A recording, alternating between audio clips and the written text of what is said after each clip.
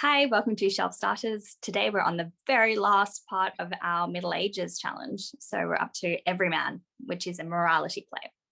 Who would have thought And it was? It's gone very quickly, actually. it went really quickly. Yeah. Amazing. I think we've flown through the Middle Ages. We have unexpectedly. Yeah. So Everyman, yes. So the kind of allegory. Yeah. So similar to a mystery play, except not in a cycle. And I guess much more allegorical rather than biblical figures. Yes. Although there are some biblical figures too. Well, there's God. Yeah, there's God. God's here, sure. But there's but yes, knowledge. You know, the figures are the people are knowledge, confession, beauty, strength. They're the main ones. I mean, knowledge is the main one, really. And good deeds. And good deeds. Yeah. Mm. Yeah. And I guess there were, I mean, it's kind of as you'd expect, like it's tales of morality. So it's, you know, good and evil. This particular one is about judgment, day of judgment. So, yeah. And I think typically they were quite funny, but this one less so, although there is a little bit of like very dark humor. Yes. Kind of. I can't say I found it hugely amusing. No. I mean, it's pretty basic as well, obviously. Yeah. I mean, simplistic. Anything that's a morality play, you know, it's going to be, isn't it? Because it's basically just good and evil, black and white. You know, it's not, or actually white and black, but it's actually not. You know, there's not a lot of nuance going on here. Yeah. At all. But it's really... It does the job. Yeah, it does. And it's amazing to read. It is amazing to read and think, okay, right, well, you know, when was this written? Sometime after 1485. Yeah. So 15th century. Apparently. Yes. So the premise is that you've got this guy, Everyman, who is obviously supposed to represent every man. All of us. Yes. Who has discovered that he's going to die. So death comes upon him unexpectedly. And he is basically trying to get ready for the day of judgment. And he's terrified because he hasn't been prepared to die. And he feels like he has all these sins that haven't been resolved and he hasn't done enough good. And so it's interesting because none of us wants to die. No.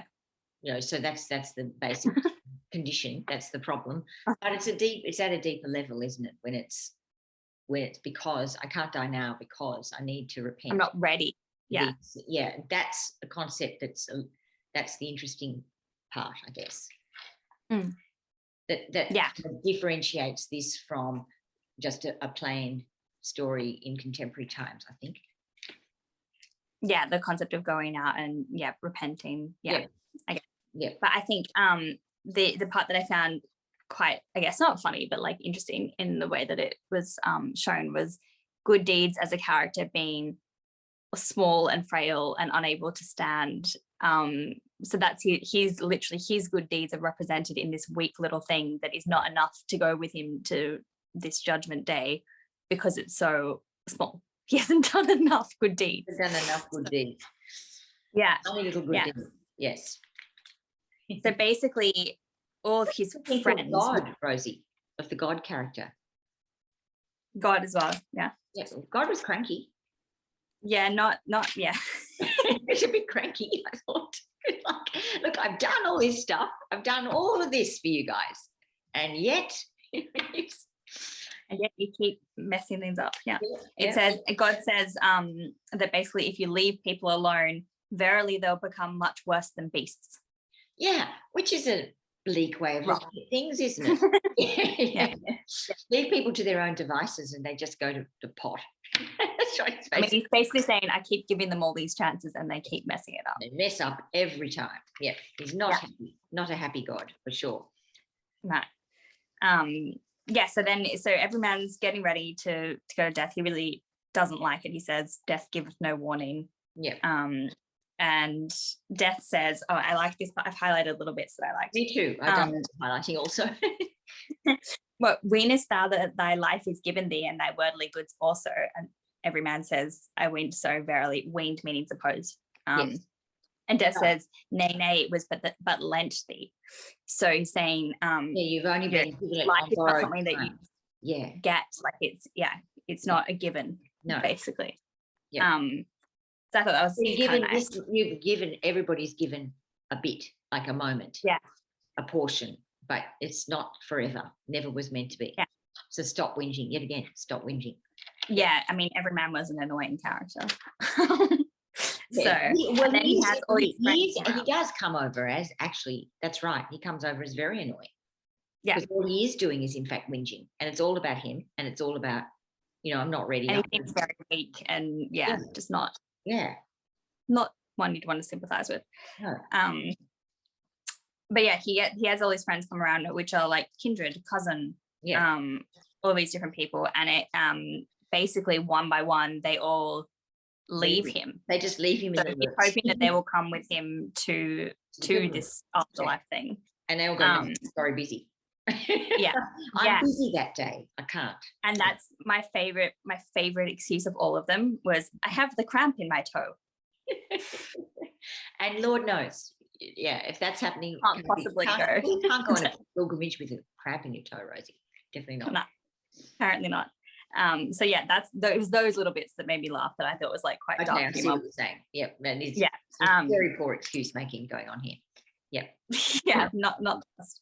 But it says basically, so the message out of all of this is, in prosperity, men friends may find, which in adversity, oh my God, start again. In prosperity, men friends may find, which in adversity be full unkind. So friends will stick around you when you're doing well. They're weather friends. Yes. Yeah, exactly. Yes. That notion. Which is a kind of negative take, but I don't think that's true in real life.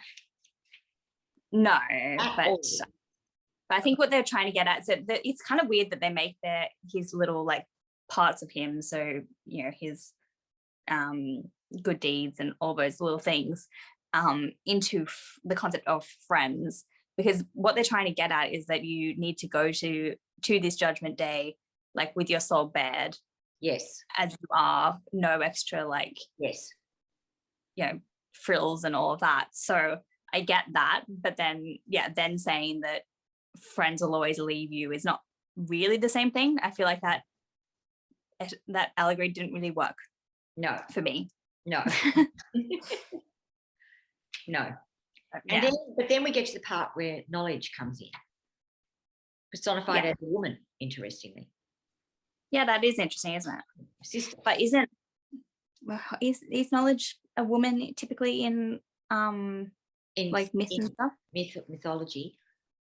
I don't know. Smart. I've never thought about it until now, until I read this.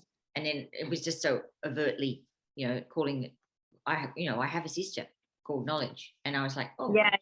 That's easy thing. But I've not thought about it before now, so I don't know the answer. Yeah, so I think like maybe like Minerva is supposed to be the goddess of wisdom or something, I think, right? So maybe. So maybe that's the thing. So anyway, so knowledge comes in and good deeds, and they're both trying to help every man towards confession. Yeah. And poor good deeds, speaking from the ground. Yeah. Because it's that which says, here I lie cold in the ground, thy sins hath me sore bound that I cannot steer, meaning stir. So can't move because tied down by sins, basically. Oh. So yeah, good deeds not doing so well. No. Although later gets some strength, so I don't know. It feels I don't know, he suddenly sort of changes. But yeah, knowledge tries. But they all kind of try to some extent, and they all eventually leave. Yep. But they say, knowledge says, ask God mercy and he will grant truly. Then with the scourge of penance, man doth him bind. The oil of forgiveness he then shall find. So basically saying it's not that hard. Yeah. You just have to repent. And then God will forgive you. Yeah. So it's a precious jewel I will give thee called penance. Mm-hmm. And it's just not so hard, basically. Yeah. But yet it does seem very hard for him because it does. It still goes on, and he still, he finds beauty, he finds strength, discretion, 5 wits. Yep. Which is, what did 5 wits mean again? It had It has a little thing, doesn't it?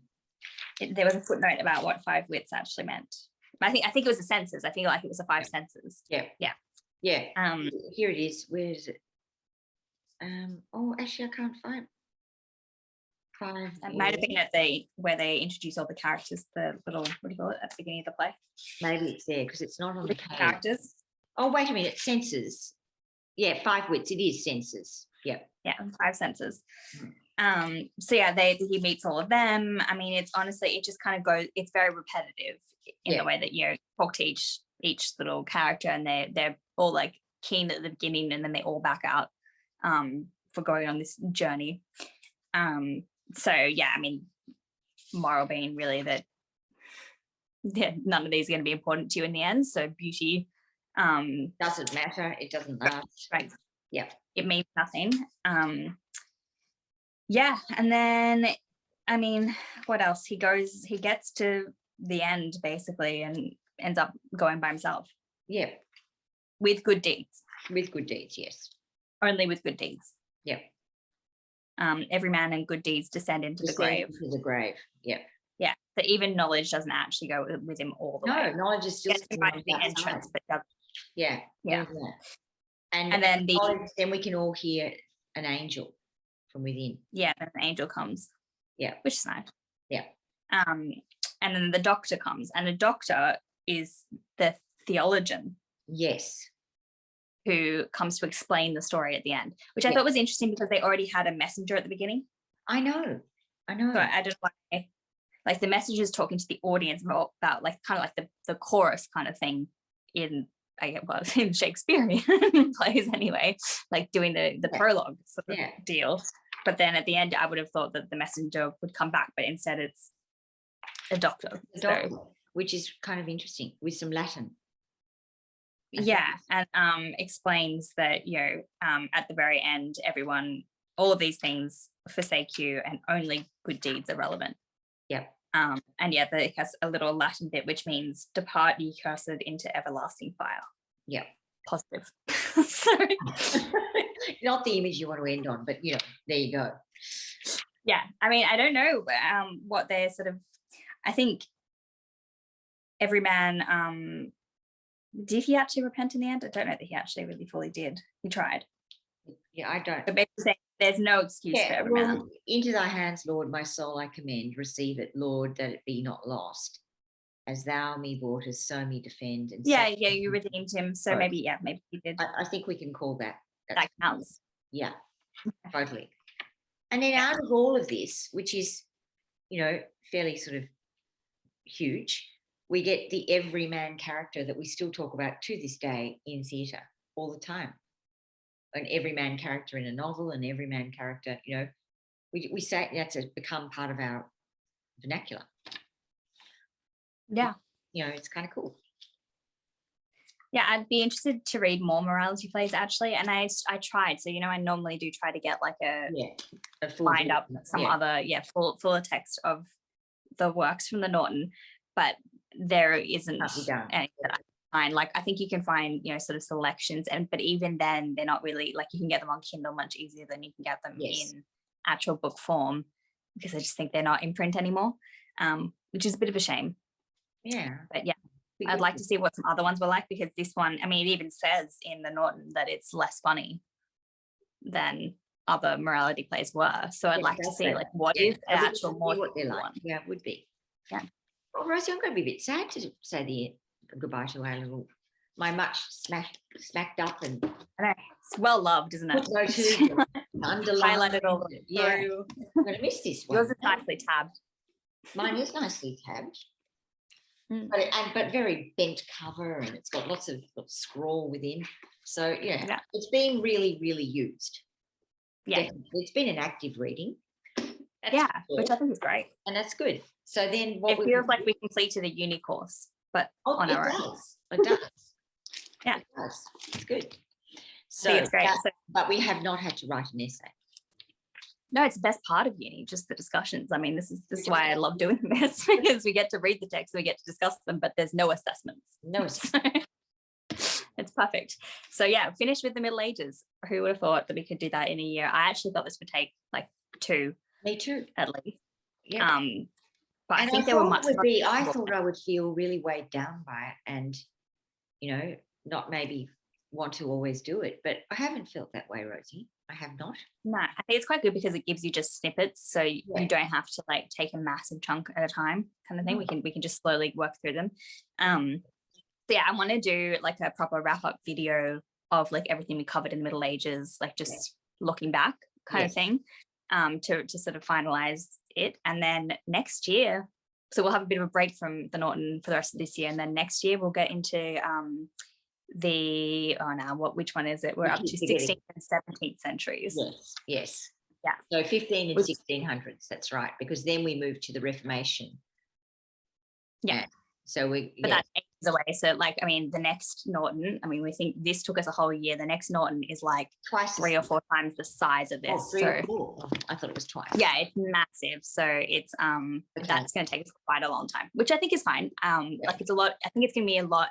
Well, it's just going to get more and more accessible because it's more like modern English. Right? Yeah, it's got to get closer and more recognizable. That's right. That's right.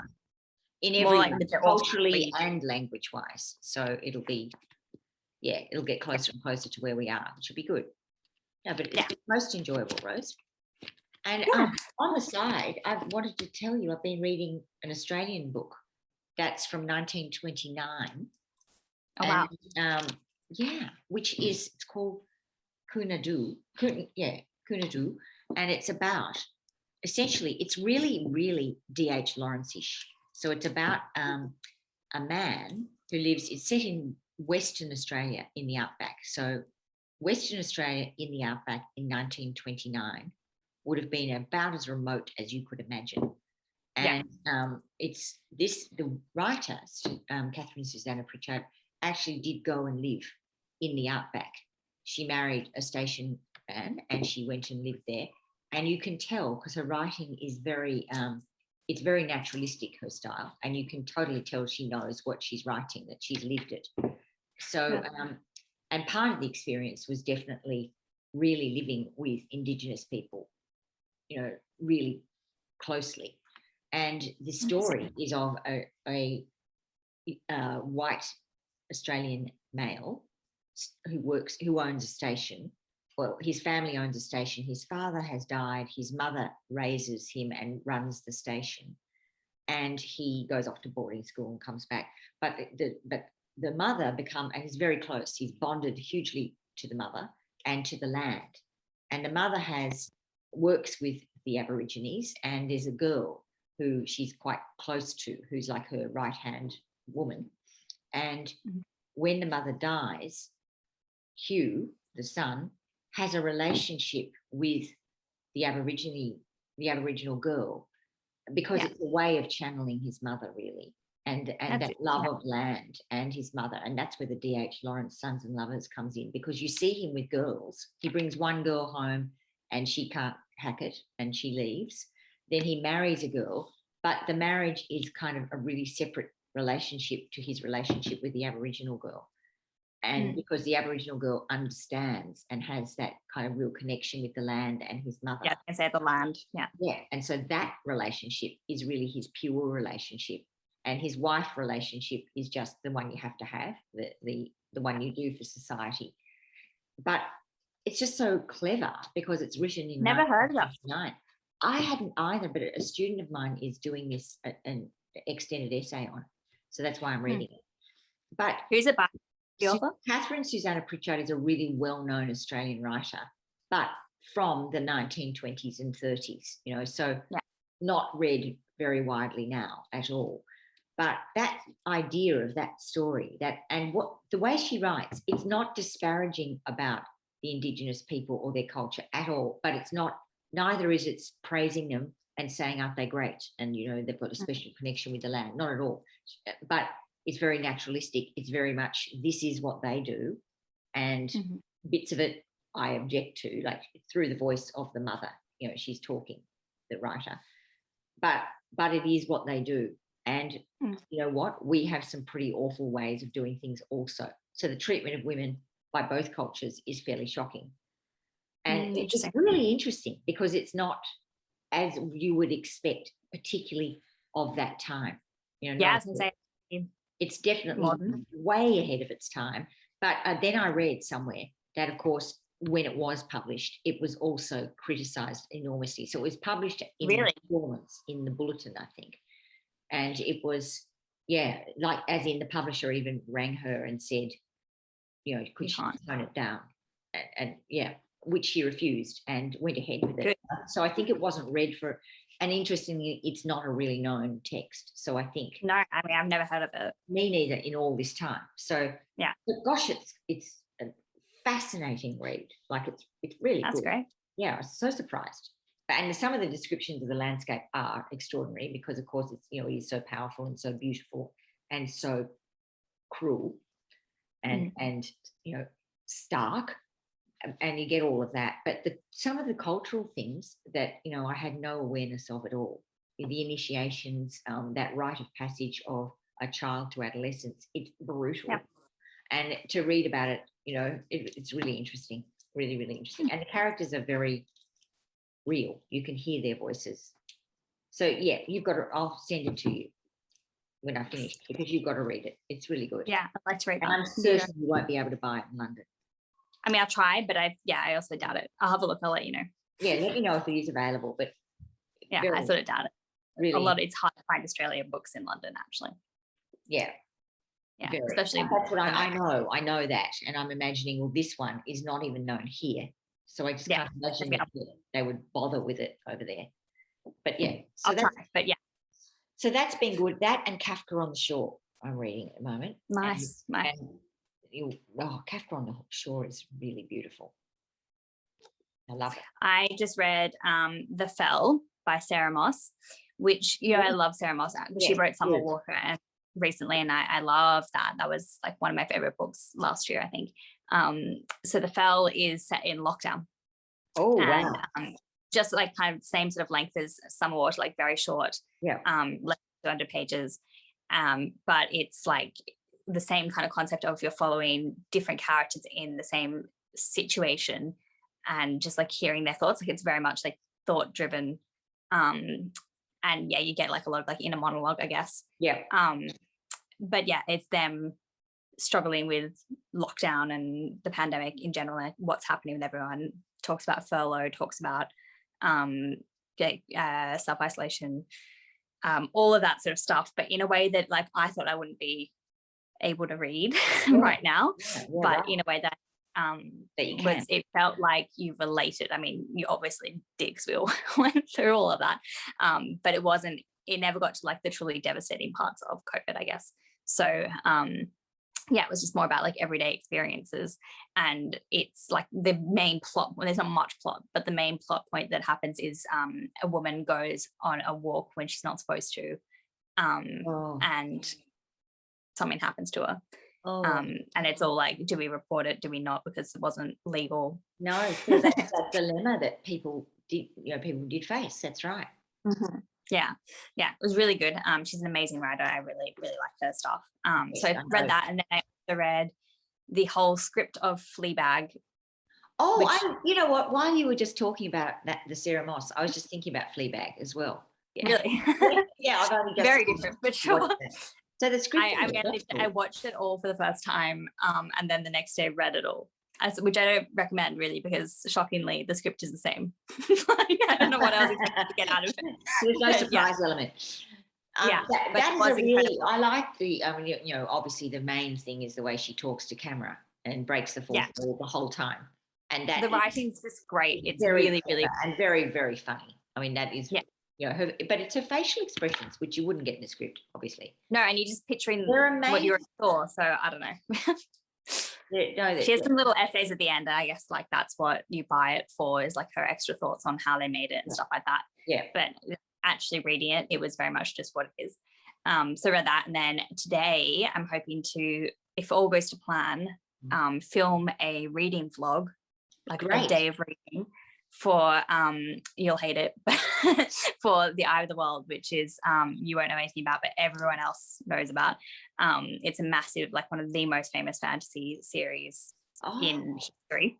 Yeah. And they're releasing a new Amazon show of it. So it's supposed to be massive, like it's like the new Game of Thrones, I guess. Right. This month. So I'm reading the first book, hopefully all today. It's massive. It's like 800 pages. So we'll see how I go. But that is the goal. Good one. So yeah, we'll try and attempt that. And it's, yeah, for me, epic fantasy like that is very hit or miss. So hope I like it, because I kind of would like to get a show like that. So yeah. Really? Good one. So yeah, We've got a nice day coming up, Rose. Yeah, and it's like, it's a perfect day for just sitting and reading, because it's like cold, rainy and gross outside. Yeah, so I won't have any guilt about missing anything, and yeah, I can just snuggle in. Yeah, that sounds really good. Candles and some books. Yeah, it'll be good. So let us know what you've been reading as well. And I know that we flew through the Middle Ages, so I'm totally not expecting that everyone has kept up with what we've been reading. But you can always look back, I guess, on the playlist and you know, find out other parts, like watch back ones where you're actually up to. But yeah, how great we've finished the Middle Ages now. Hopefully everyone's been enjoying it and will join us for the next era next year. Yep. And yeah, thanks everyone for watching. Maybe, Rosie, we might talk about some holiday reading, do you think? Oh yeah, we've got a whole like other stuff that we can do in December. So frees us up to do other things. Try and get this one, Rose, or tell me if this one's available. Yeah, I'll have a look at that one online and see if I get it in London. Yeah, I'd be keen to know that. Great. All right. Bye, everyone. All right. Well, thanks everyone. See you next time. Bye.